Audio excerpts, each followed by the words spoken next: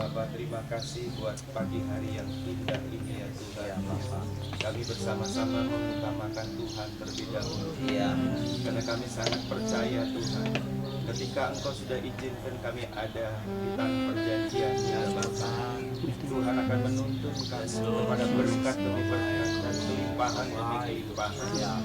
Itu sebabnya ya Bapak, kami mengutamakan Engkau ya Bapak.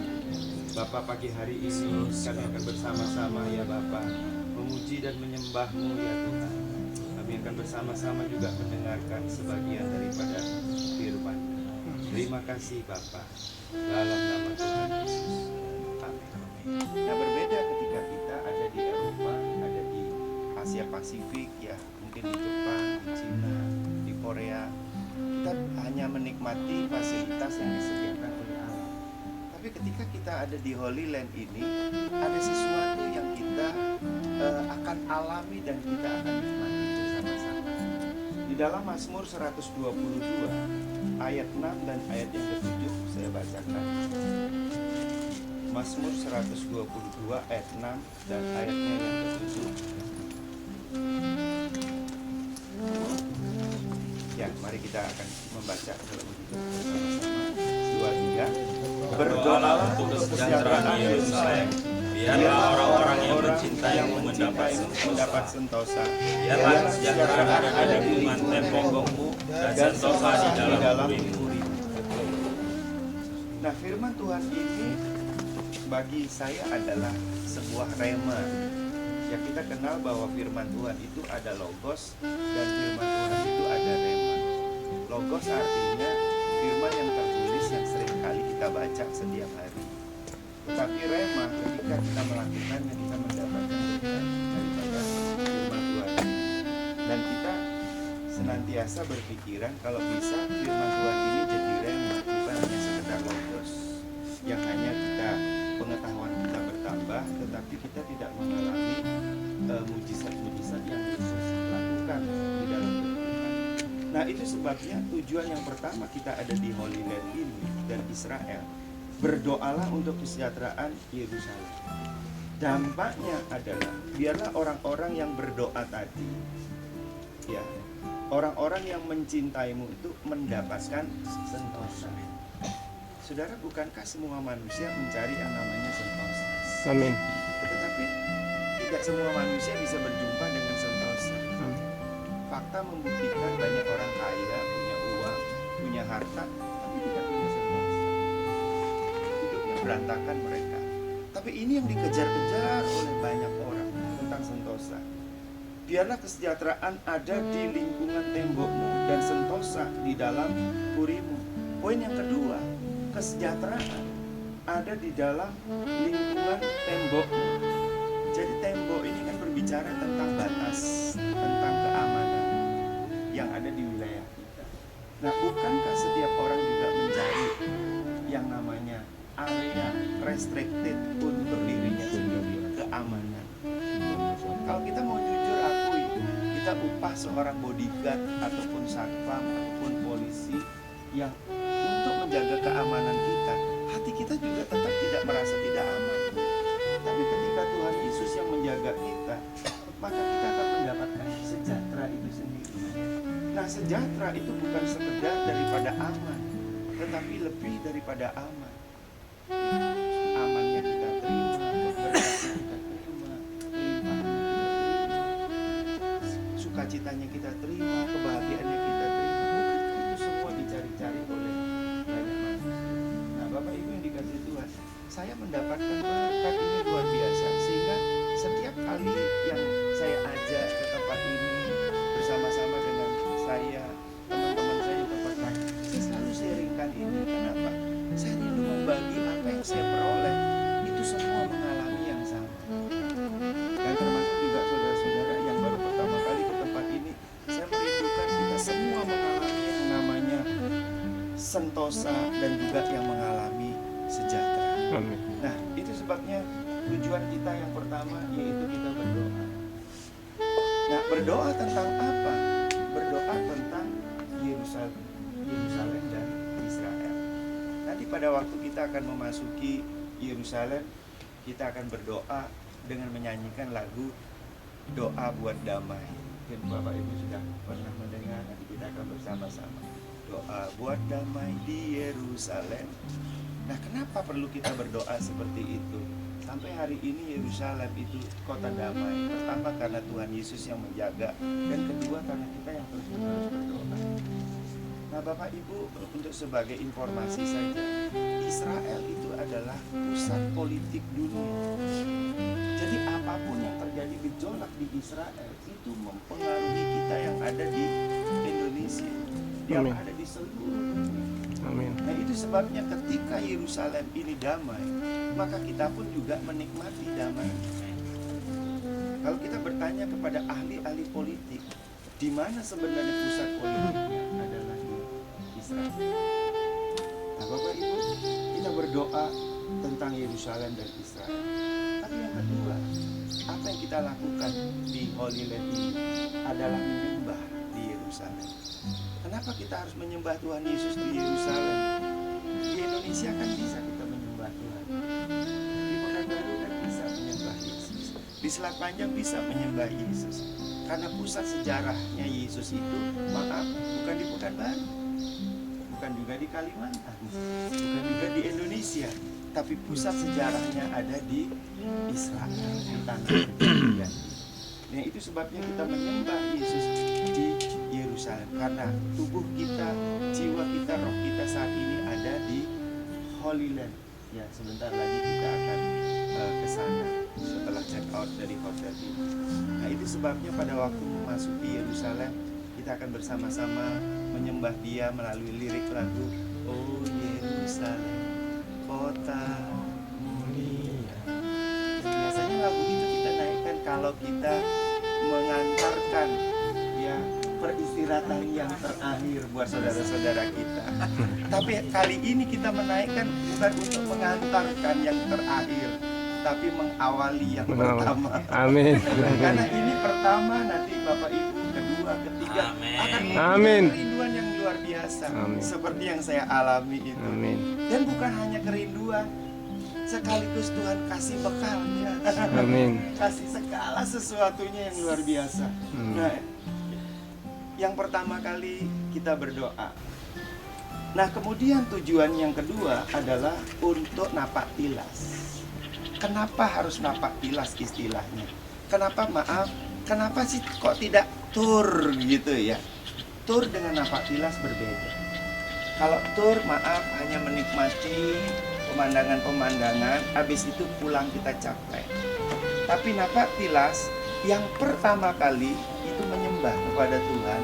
Yang kedua, menggali sumur-sumur rohani yang pernah terjadi atas apa yang dilakukan oleh Tuhan Yesus. Lihat, tentu ada foto taking, jangan dilupakan. Ya, ada shopping, jangan juga dilupakan. Karena itulah kenang-kenangan kita ke rumah, kan begitu. Karena kalau pengurapan saja, mana buktinya? Di sini loh pengurapan. Nggak kelihatan. Tapi kalau ada foto takingnya, ada shoppingnya, ini kelihatan semua Bapak Ibu sekalian. Nah, itu sebabnya napak tilas itu adalah menyembah dan sekaligus dia menggali sumur-sumur rohani yang pernah Tuhan Yesus lakukan.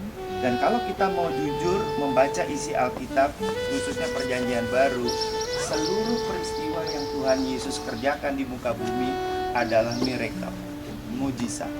Dari dia lahir sampai dia terangkat ke surga, itu adalah mujizat. Kalau ditanya, saya mau tidak mengalami mujizat, mungkin saya yang pertama kali mengangkat tangan. Hidup tanpa mujizat adalah biasa-biasa, tapi hidup dengan mujizat itulah kebenarnya kehidupan orang-orang percaya. Amin. Hidup harus dengan mujizatnya. Amin. Amin. Nah, itu sebabnya kita kan tidak mau jadi biasa-biasa, tetapi menjadi sesuatu yang penuh dengan mujizat-mujizat Tuhan, yaitu orang bilang luar biasa. Sebenarnya bagi kita itu bukan luar biasa. Itulah kehidupan yang alami yang harus terjadi pada kehidupan orang-orang percaya. Promosi multiplikasi itu makanan kehidupan kita sehari-hari. Berkat melimpah itu makanan kehidupan kita sehari-hari. Sukacita dan damai sejahtera adalah makanan kehidupan kita sehari-hari. Dan harus kita alami semua itu, karena itu yang dibekali oleh Tuhan. Nah, itu sebabnya di dalam Yohanes pasal yang ke-20 ayat yang ke-29 berkata seperti ini. Ayat 20 sampai 29. Kata Yesus kepadanya, "Karena engkau telah melihat aku, maka engkau percaya. Berbahagialah mereka yang tidak melihat namun percaya." Kali ini kan kita tidak melihat Yesusnya kan, tapi karena kita percaya, maka kita disebut berbahagia dan diberkati oleh Tuhan. Nah, kita bersama-sama ketika kita melihat nantinya kejadian demi kejadian, biarlah hati kita terus menyembah kepada Tuhan, berdoa, Tuhan, kejadian yang seperti ini biarlah terjadi juga di dalam hidupku. Amin. Apa yang dialami oleh Tuhan Yesus, Tuhan terjadilah juga di dalam hidupku. Nah, saya percaya ketika kita menangkap esensi ini, kita nanti pulang ada sesuatu yang berbeda di dalam kehidupan kita. Nafas kerohanian kita itu sudah berbeda gitu. Nafasnya maunya mujizat saja begitu kan. Mujizat begitu saja nafasnya. Nah, ini sebabnya saya berdoa seperti yang dialami oleh Ishak ketika dia berjumpa dengan Tuhan secara pribadi, dan Tuhan memerintahkan untuk tidak pergi ke Mesir tapi tinggal di Gerar. Untuk apa? Karena akan ada masa kemarau panjang yang akan terjadi. Maka Ishak itu mentaati perintah Tuhan. Kemudian dia mentaati apa yang dilakukan, yang disuruh oleh Tuhan. Dia menabur di tanah yang ditentukan oleh Tuhan. Dan Alkitab mencatat dia menikmati hasil 100 kali lipat. Bahkan Alkitab mencatat dia menjadi kaya, makin lama makin kaya, dan sangat kaya. Kalau ditanya, siapa yang menginginkan hidup seperti itu? Rasanya kita setuju semua ya. Tapi ada satu persoalan yang harus kita lakukan. Yang pertama, dia menabur. Ini berbicara tentang investasi. Tidak ada tuayan tanpa investasi. Tanya sama Bang Jun, orang bank, saya kalau tidak punya deposito, tiba-tiba saya tiap bulan di situ, Pak, saya mau bunganya Pak. Pak Junior bingung sejak kapan ya Pak Gede nabung di tempat saya tiba-tiba mau bunganya. Investasi itu yang pertama penting. Investasi waktu untuk doa, investasi waktu untuk baca firman Tuhan, investasi waktu untuk berbuat baik, investasi waktu melakukan segala pekerjaan baik. Ini perlu kita lakukan. Tapi yang kedua, investasi tanpa mengerti cara menyiram itu tidak bertumbuh. Sama dengan naruh uang di bank yang salah, tiba-tiba 3 hari bangkrut. Bagaimana itu terjadi? Kita bermain valuta asing di tempat yang di capitalnya yang tidak bagus, treasury-nya tidak bagus, manajer investasinya, tiba-tiba bangkrut, uang kita habis. Kita investasi tapi kalau salah tidak ada gunanya. Itu sebabnya yang pertama, ketika investasi harus berjumpa dengan Tuhan. Tuhan yang memberi petunjuk lebih dulu. Tapi yang kedua, bagaimana cara menyiram investasi? Ishak itu diberi petunjuk oleh Tuhan, yaitu apa? Menggali sumur-sumur yang pernah digali oleh bapaknya Abraham. Dan dia mulai menggali sumur-sumur. Ketika dia berjumpa dengan sumur, terjadi keributan. Sampai dia berjumpa dengan sumur yang tidak membuat keributan. Apa yang terjadi? Nanti perhatikan baik-baik. Ketika kerohanian kita berubah, berkat-berkat berubah, banyak orang tidak suka sama kita. Iri hati, cemburu. Kok bisa ya setiap tahun pergi ke Israel ya, duitnya korupsi ya, dari mana dapat uangnya ya, begitu. Orang berpikir mulai hal-hal seperti itu. Nah, ini yang disebut ketika kita mulai sukses, ada hal-hal yang terjadi dalam hidup kita sampai akhirnya dia berjumpa dengan sumur yang berbuah-buah tetapi tidak menimbulkan keributan dan kerumitan. Dan itulah yang nanti Bapak Ibu dan saya akan selalu alami dalam kehidupan ini. Amin. Amin. Amin. Jadi yang pertama, kita ada di tempat ini yaitu tujuannya adalah berdoa. Tapi yang kedua adalah nafaktilas. Dan setelah itu kita pulang ke Indonesia, bawalah spirit itu di tempat kerja kita masing-masing dan saksikan, amati apa yang akan terjadi.